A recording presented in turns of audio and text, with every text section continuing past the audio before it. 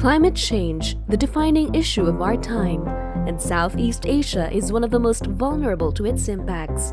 Indeed, there is an urgent need to help people navigate the complexity of climate change.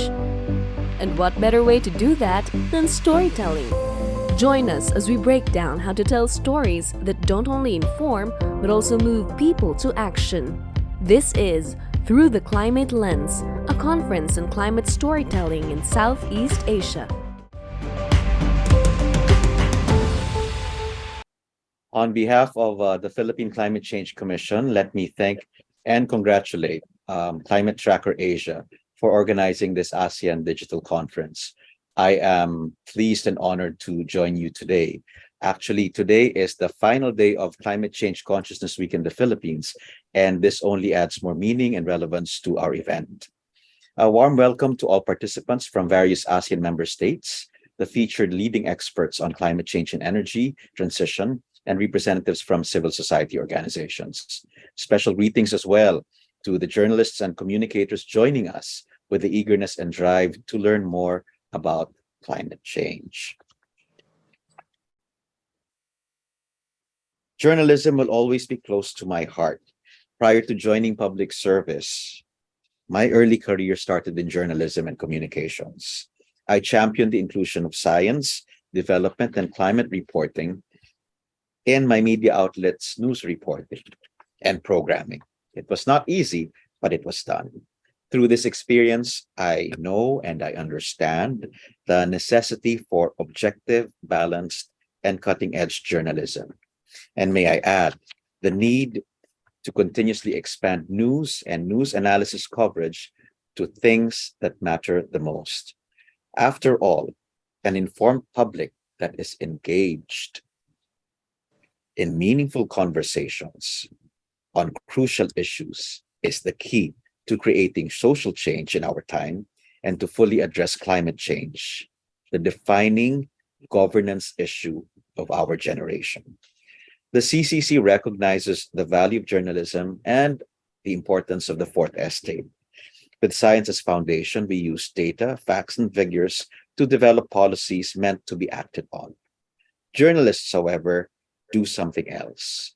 You are able to put faces and real-life experiences to those data, facts, and figures.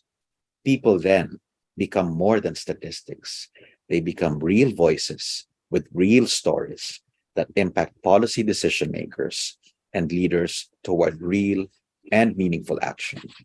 And concerted, collective, and coherent action is what is most needed in Southeast Asia, one of the most vulnerable regions in the globe to the impacts of climate change. The Philippine experience is a cautionary tale.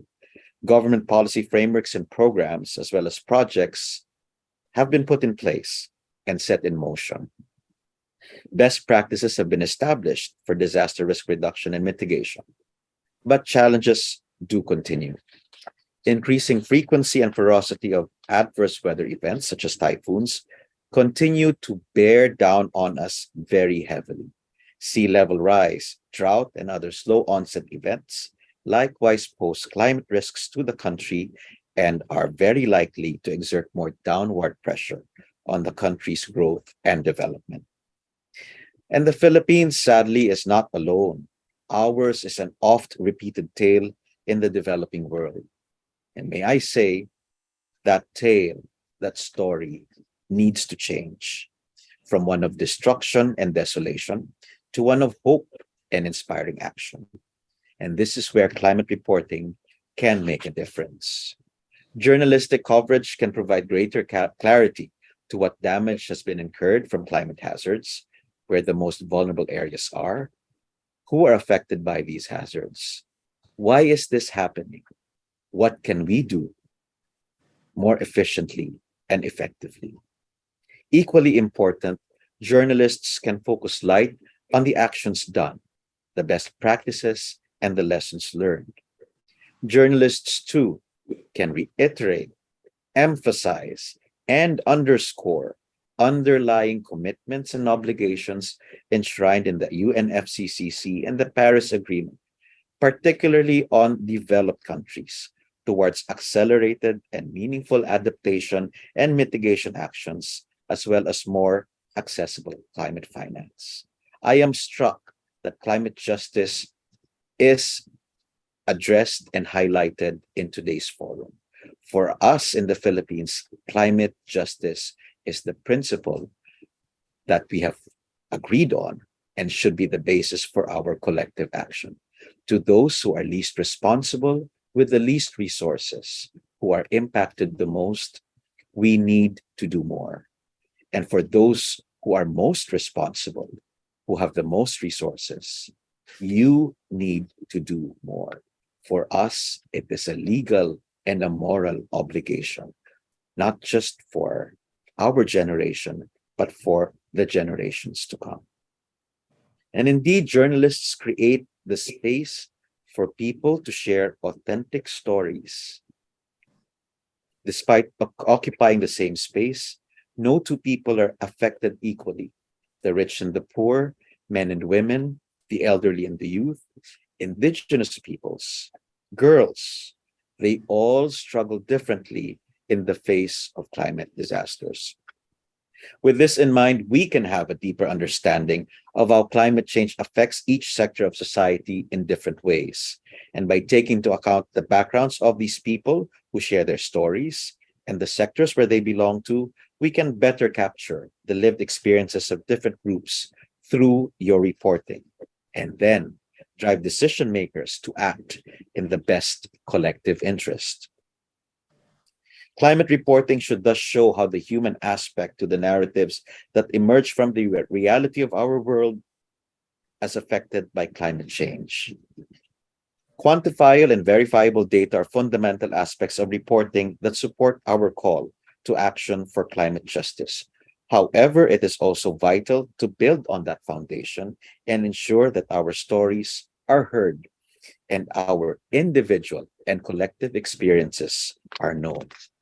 Our work in the Climate Change Commission continues through broad engagement as possible, including with journalists. And as a former journalist, may I just say, I was taught that the challenge for journalists was to make the important issue interesting so that the interest generated will drive people to think and act in a most urgent manner. As a career diplomat, I was also taught that the challenge is to use experience and skills to drive discussions and conversations toward highlighting the possible. They say diplomacy is the art of the possible. It is that possible that gives us the window to act collectively and with purpose and resolve. That challenge remains true today, as climate change has become the defining global and regional governance challenge of our generation. I personally look forward to hearing the regional dialogue that will be taking place. I commend the initiative taken by this organization in shedding light on the experience of the peoples of Southeast Asia.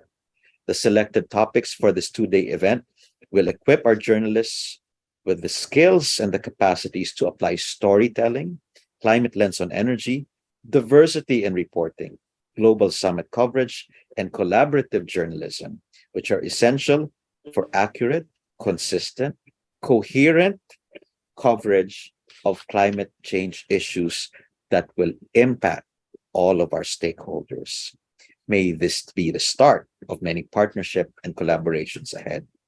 Let us continue to write with passion and dedication based on science. Let's continue to put the interests of our peoples front and center and share on climate change. And then let's not forget that our initiatives must continuously be reinforced by empowering our stakeholders, including the most disadvantaged, the vulnerable, women and girls, indigenous people, and the youth, as well as the private sector, CSOs, and the academe. I come to this event bearing much hope and with inspiration, and I feel the energy, albeit virtually. The energy is there. It's an energy of positivism, and I look forward to an insightful and productive 2 days ahead so that we leave this event inspired to do so much more for our people, for our regions, and for our world. Thank you very much. Maraming salamat po.